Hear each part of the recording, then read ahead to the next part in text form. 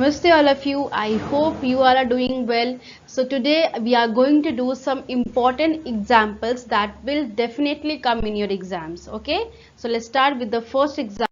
This is example 2 from NCERT book.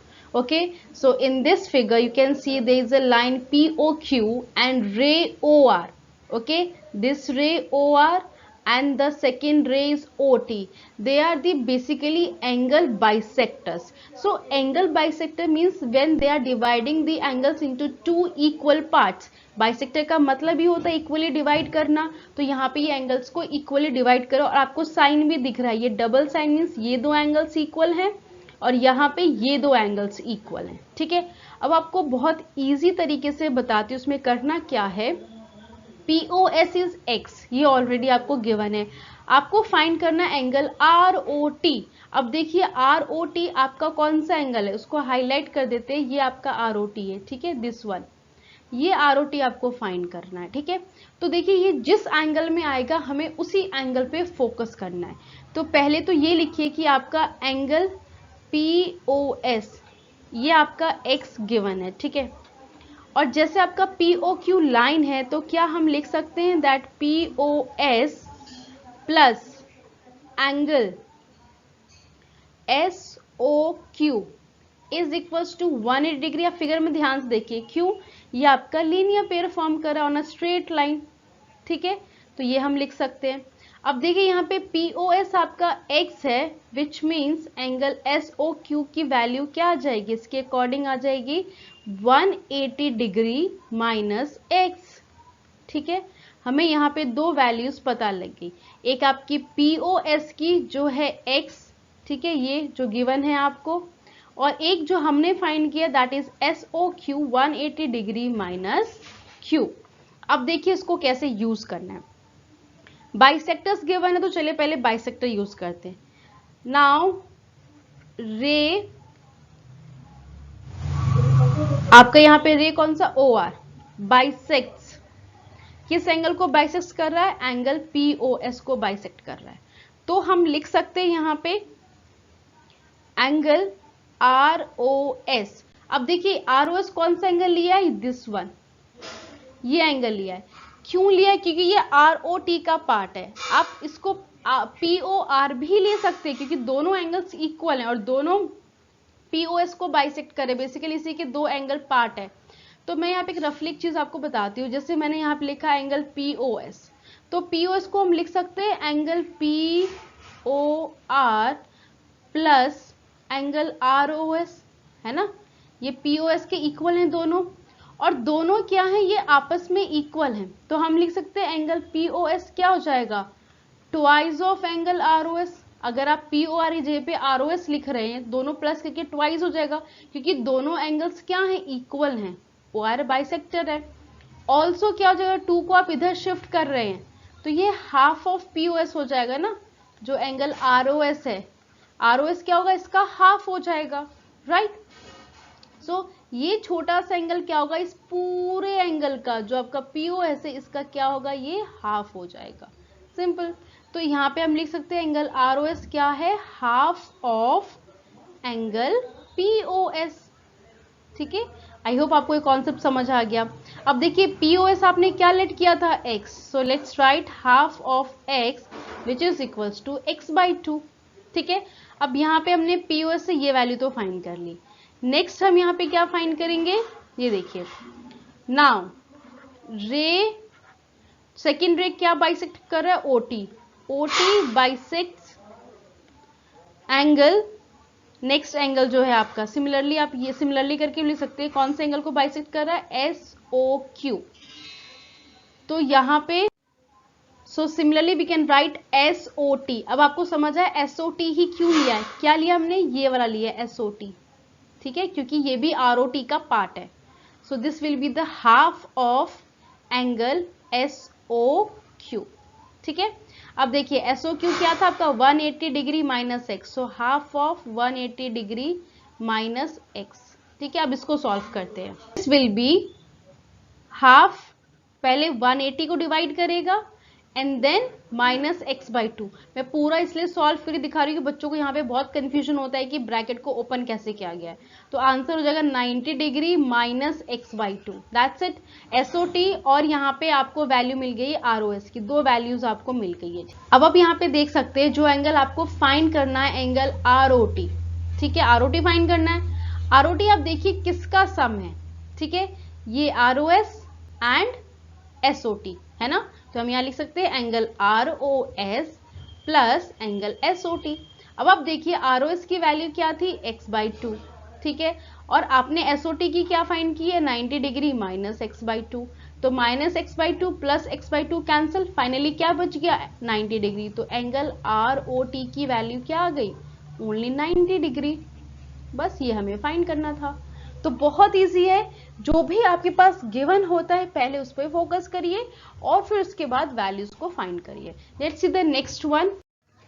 So example 4 is saying in this figure PQ is parallel to RS. Okay, this line is parallel to this line. MXQ is 135 degree which is mentioned in the figure and MYR is also 40 degree which is mentioned in the figure. Now XMY आपको find करना है, ये वाला angle XM and Y, ठीक है। अभी कैसे find होगा, तो कभी कभी आपको फिगर में भी ऐसे रिक्वायरमेंट होती है कि आप एक्स्ट्रा वहां पे एक लाइन ड्रॉ कर सकते हो। सो सपोज अगर आपने यहाँ पे एक लाइन ड्रॉ किया, ठीक है, लाइक दिस, इस वर्टेक्स से लाइन जा रही है, तो आपको ये जो लाइन होगी ये पैरेलल होगी पी क्यू के, ठीक है। सपोज आपने ये लाइन ड्रॉ की है A B which is parallel to P Q, you are saying this by your construction, ठीक है, जो आपने ड्रॉ किया, राइट। और पी क्यू किसके पैरेलल था, आर एस के। तो ऑब्वियस है कि यहाँ पे ए बी भी किसके पैरेलल हो जाएगा, आर एस के, ठीक है। तो ये दोनों के पैरेलल है, right, by construction you are saying that. Now suppose if PQ, you will write here like if PQ is parallel to AB, okay, so can we write that 135 degree plus angle XMB which is equals to 180 degree. Reason what they are co-interior angles, ठीक है, angles on the same side of the transverse। अब देखिए ये 135 degree है और ये इतना सा, ये दोनों क्या फॉर्म करे, को इंटीरियर, ठीक है। जब PQ और AB पैरेलल लाइंस है तो यहां से आपको एंगल XMB की वैल्यू मिल जाएगी 180 माइनस 135 करेंगे, so the answer will be 45 degree, ठीक है, फर्स्ट मिल गया आपको।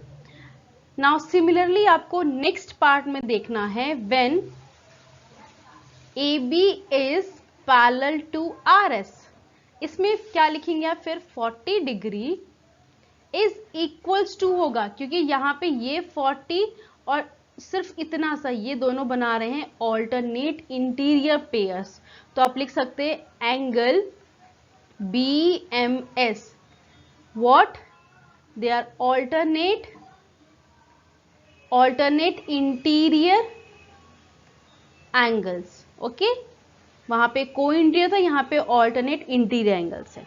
अब देखिए आपको किसकी वैल्यू फाइंड करनी है, एक्स एम वाई की। तो आप देख सकते हैं angle x M Y is equals to angle x M B plus angle B M S. इन दोनों का सम ही तो है ये पूरा एंगल, ठीक है, ये आपको फाइंड करना है। तो एक्स एम बी आपने फाइंड किया 45 डिग्री, बी एम एस आपका है 40 डिग्री, सो टोटल क्या आ गया आपका 85 degree, and this is the answer for angle x M Y. Done. तो इस तरीके से बस आपको प्रॉपर्टीज कहीं पे आपको लगता है एक्स्ट्रा आप ऐसे ड्रॉ करके एंगल्स फाइंड कर सकते हो तो आप कर सकते हो, बट वो अप्रोप्रिएट होना चाहिए आपका, ठीक है। Now let's see the next example. So now example 8। ये एग्जांपल आके एग्जाम पॉइंट ऑफ व्यू से बहुत इंपॉर्टेंट है, आता है ये क्वेश्चन आपके एग्जाम में जरूर आता है, ठीक है। So the question is this, figure is already given here. The important point is there are two bisectors BO and CO. So bisectors का मतलब मैंने आपको पहले ही बताया जो एंगल्स को इक्वली डिवाइड कर रहा है। So CBE and BCD को इक्वली डिवाइड कर रहा है। तो यहाँ से मैं एंगल CBE इसकी वैल्यू फाइंड कर सकते हैं। ठीक है, कैसे आप यहाँ पे लिख सकते हैं 180 डिग्री। जैसे अगर आपको ये CBE है, ये फाइंड करना है, सो 180 माइनस वाई कर सकते हैं हम, वो आपको इजीली दिख रहा है क्योंकि एक स्ट्रेट लाइन पे है, right. Similarly we can find angle BCD। ठीक है, ये दो एंगल है, इनका रिलेशन मैंने आपको पहले बता दिया। तो ये BCD कौन सा है, ये वाला एंगल। तो ये भी कैसे होगा 180 डिग्री माइनस Z। ठीक है, आपको यहाँ पे दो मैंने कंडीशंस बता दिए, दो कंडीशंस आपको बता दिए, 180 degree minus Y and 180 degree minus Z. अब इसका यूज क्वेश्चन में क्या है वो देखिए। CBE क्या है, इसके जो बाइसेक्टर है, ये OB लाइन इसका बाइसेक्टर है। तो अगर आप ये वाला एंगल फाइंड करते हैं, ठीक है, ये एंगल और ये एंगल मैंने डॉट लगाया, तो ये दोनों बेसिकली क्या है, CBE का हाफ होगा ना। तो let's name this angle.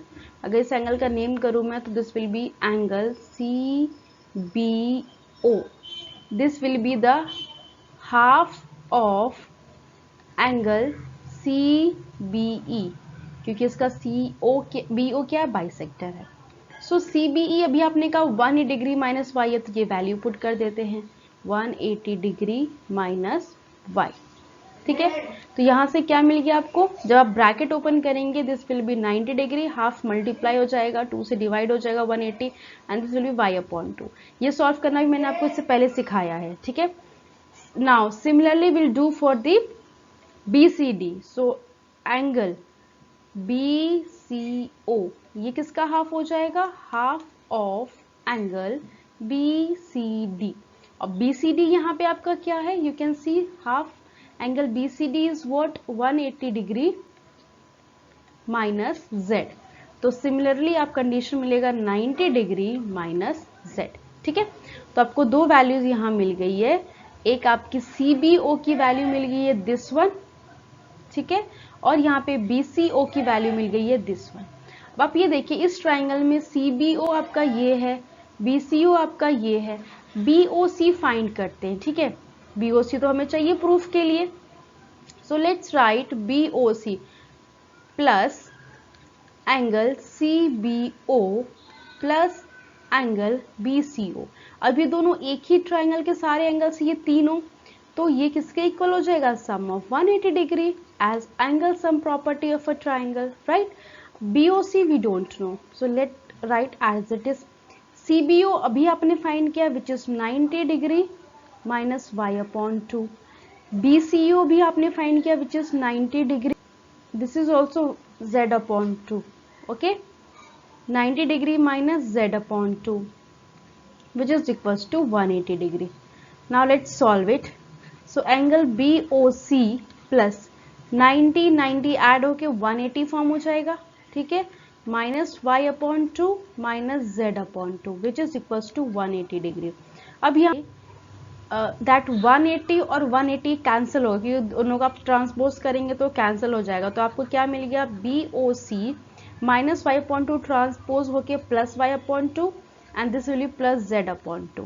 so basically ये क्या आ गया, y plus z/2।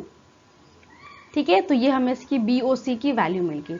अब y plus z की वैल्यू को हम कैसे सॉल्व करेंगे, तो इसके लिए भी एक आपके पास ट्रिक है। आप ये देखिए, जो आपका ट्राइंगल है ABC, x y z, अगर आप इनका सम करते हैं in triangle ABC, x plus y plus z which is equals to 180 degree. ठीक है, as angle sum property again. So यहाँ से आपको y प्लस जेड की वैल्यू क्या मिल जाएगी, 180 डिग्री माइनस x, राइट। चलिए इसी वैल्यू को हम क्या करते हैं, यहाँ पे पुट करते हैं। तो ये हो जाएगा आपका angle BOC is equals to 180 degree minus x/2। अगर आप इसको इंडिविजुअली सॉल्व करते हैं तो ये हो जाएगा 180 डिग्री अपॉन 2 माइनस x/2। सो 180 डिग्री अपॉन 2 तो हो जाएगा आपका 90 डिग्री। ठीक है, अब आप ये देखिए यहाँ पे x की वैल्यू क्या है, जो x का एंगल है उसका नेम देखिए, x ये है आपका BAC। ठीक है, तो यहाँ लिखेंगे x की जगह पे माइनस एंगल BAC/2, और ये किसके इक्वल है, BOC के। अब आप क्वेश्चन में देखिए आपको क्या प्रूफ करना था, आपको बेसिकली यही प्रूफ करना था। ठीक है, क्वेश्चन में लिखा है ना, BOC is equals to 90 degree minus half of BAC. So BOC is 90 degree minus half of BAC. ठीक है, बस यही प्रूफ करना था. तो बहुत इजी, इसके बस छोटे छोटे से कंडीशन है जो आपको ध्यान में रखना है. जैसे यहाँ पे पहले इनकी वैल्यू कैसे फाइंड करनी है, फिर आपको CBO BCO बेसिकली दोनों ट्राइंगल्स को आपने इन दोनों को यूज कैसे किया है, एंगल्स एंड प्रॉपर्टी पे मेन फोकस किया गया है, तो बस आपका प्रूफ हो जाएगा.